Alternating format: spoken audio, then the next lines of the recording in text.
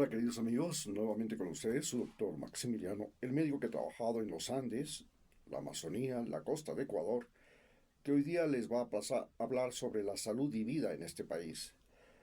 Estamos viviendo el gobierno de Daniel Noboa y en este momento el Ministerio de Salud Pública, el IES, se encuentran completamente desquiciados, se podría decir, descalabrados.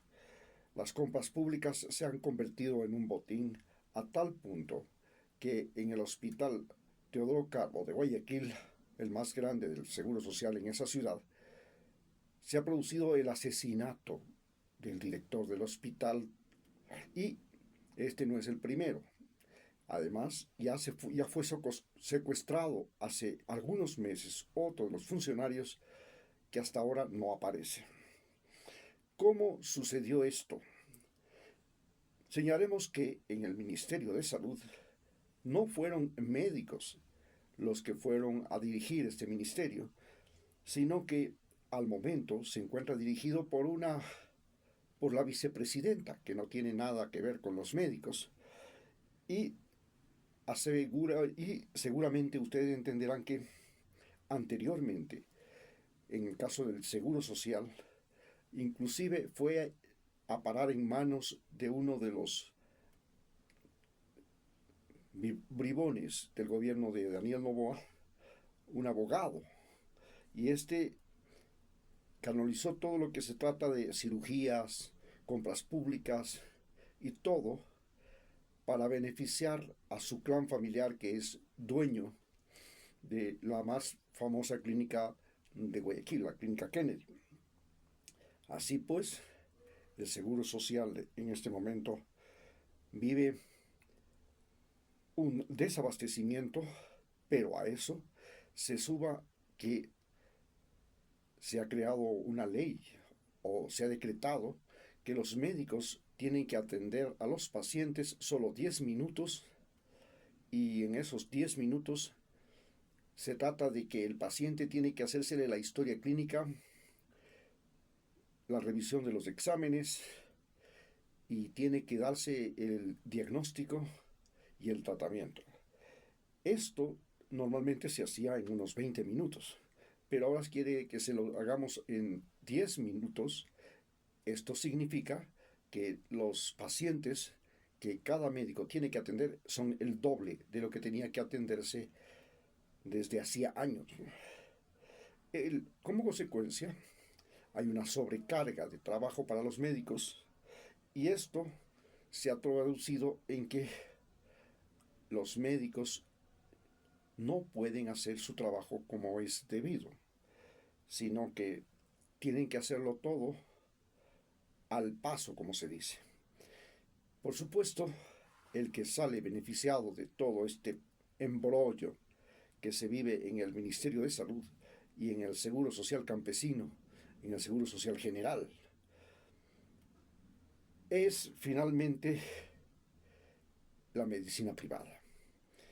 Ya la medicina privada se había beneficiado del Seguro Social sobre todo porque el Seguro Social no puede cubrir muchas de las demandas de los afiliados al Seguro Social y entonces han derivado a los pacientes a clínicas privadas, especialmente en pacientes con hemodiálisis, por ejemplo.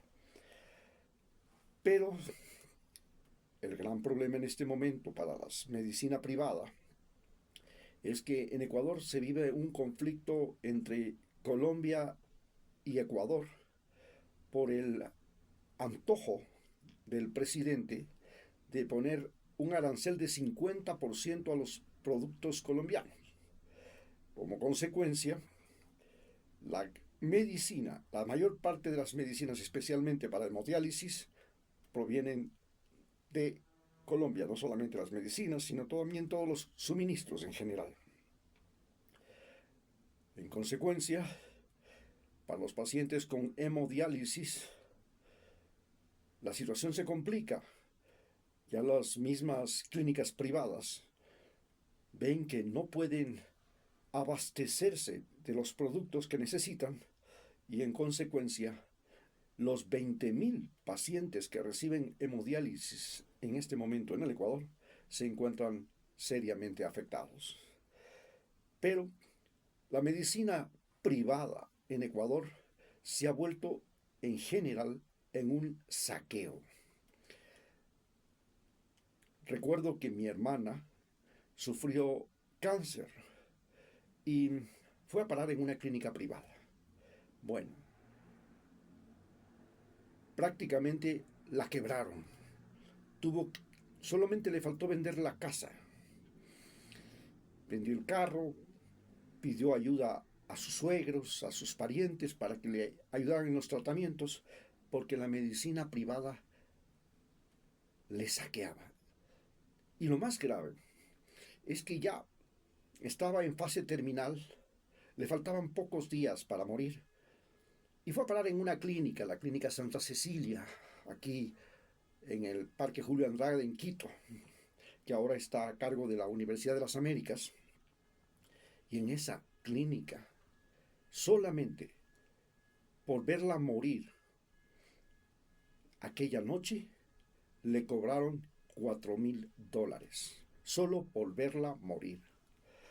Esto nos hace ver cómo la medicina privada se ha convertido en un asalto a los ecuatorianos.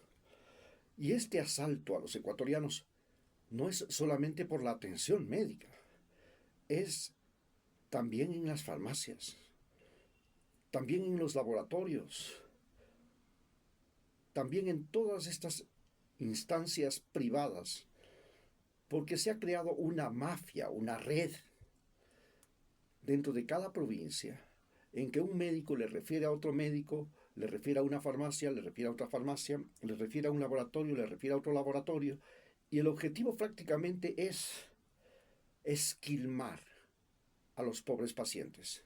La medicina privada se ha convertido en una boca de tiburón, con centenares de dientes que atrapan a la presa. Y esa presa es el pobre ecuatoriano que no puede encontrar solución en el Ministerio de Salud ni en el Seguro Social. Entonces, tenemos que pensar qué pasa con la medicina tradicional ecuatoriana, con la medicina aborigen, con los lugares curativos, con las terapias que durante siglos, hablamos de siglos, en Ecuador se practican. Vale señalar que Ecuador le debe a la medicina tradicional y la medicina en general, le debe a Ecuador y a la medicina tradicional el remedio de la malaria, que fue la cascarilla. Pero también le debe algunos de los anestésicos más usados en este momento. Inclusive le debe a la medicina tradicional las cefalosporinas. Pero la medicina aborigen es despreciada. Ahora la medicina aborigen realmente se ha concentrado en la solución de los problemas psicológicos. Entonces, los problemas psicológicos en la medicina ecuatoriana no son considerados una patología. En la medicina ecuatoriana nadie quiere ir al psicólogo porque le vayan a decir que está loco. Entonces la gente acude al curandero, al chamán. Y el chamán han desarrollado desde hace siglos el buen uso de medicamentos de plantas medicinales como la ayahuasca. Y este fenómeno de curación mediante rituales, inclusive la medicina religiosa mediante las procesiones a los centros de culto, se han convertido en algo muy importante dentro de la medicina nacional. Y también el Ecuador dispone de muchísimos lugares curativos donde tiene aguas medicinales, playas, que en estas aguas termales, en estas aguas medicinales, en estas playas, es posible hacer también tratamientos. En esto, nosotros, la Fundación Ecotrackers y yo, Maximiliano Moreno, he abierto un consultorio aquí en la Avenida Amazonas para volver a utilizar la medicina.